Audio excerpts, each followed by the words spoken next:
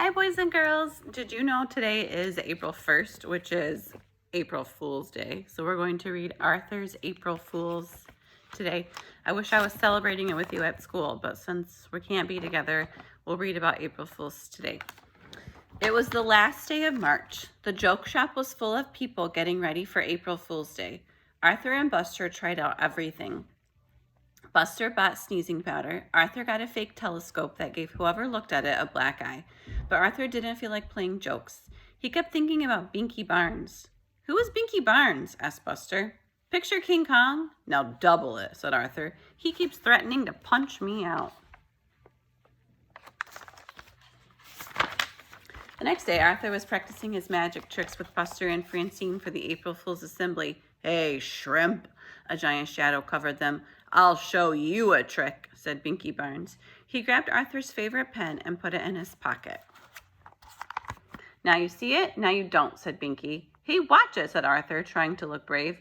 "Why don't you make me?" said Binky, and he walked away. "Pick on someone your own size," called Francine, "like Godzilla." "Wow," said Buster, "you were right. He is going to pulverize you." That night at dinner, Arthur hardly ate anything. He didn't finish his cheeseburger. He didn't even want any chocolate cream pie. "What's the matter with Arthur?" asked his father. "He's worried about getting pulverized," said DW. "He's been watching too many outer space movies," said his mother.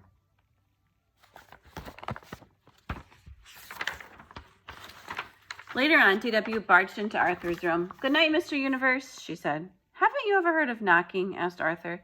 "After you get pulverized, can I have your room?" she asked. "Beat it, DW."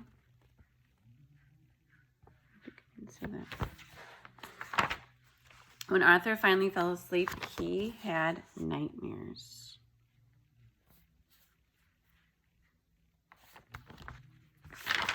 The next morning, Francine offered Arthur a cookie. "Yuck," said Arthur. "This tastes like soap and toothpaste." "April Fool," laughed Francine. But Arthur was too worried to laugh. "I'll never remember my magic tricks for the assembly," he said. "Calm down," said Buster. "I'll be your assistant. I'll help you if you get stuck." Arthur felt better. He could count on Buster. But just before the assembly, Buster got caught putting sneezing powder on Mr. Ratburn's desk, and instead of going to the assembly, Buster went to the principal's office.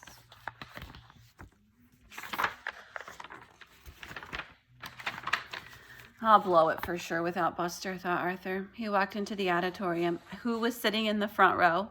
Binky Barnes. This was going to be even worse than he thought. Arthur worried while Mr. Ratburn read people's minds. He worried while Francine and Muffy did shadow tricks. And he worried while the chorus sang That Old Black Magic. And finally, it was his turn.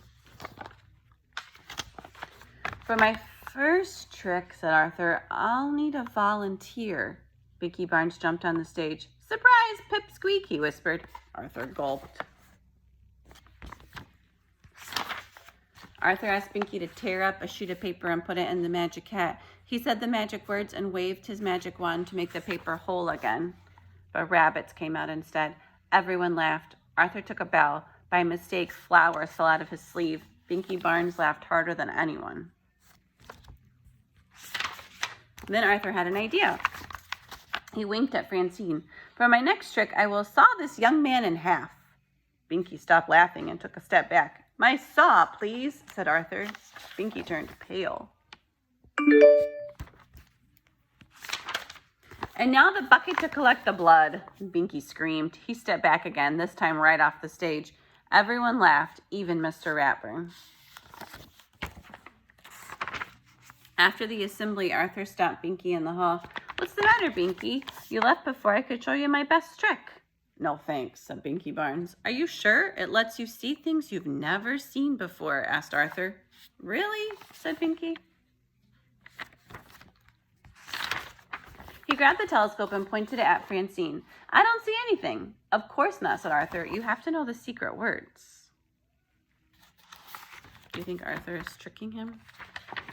"Tell me," said Binky. "I can't," Arthur explained. "They're so secret I have to write them down backwards. Do you have a pen?" "Sure, here," said Binky. Arthur wrote the words. "Now go home, hold up the paper to the mirror, and you'll be able to read the secret words."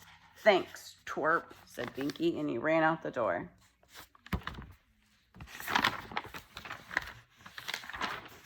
Boy, that's your best trick yet, said Buster. You didn't get pulverized and you made Binky Barnes disappear.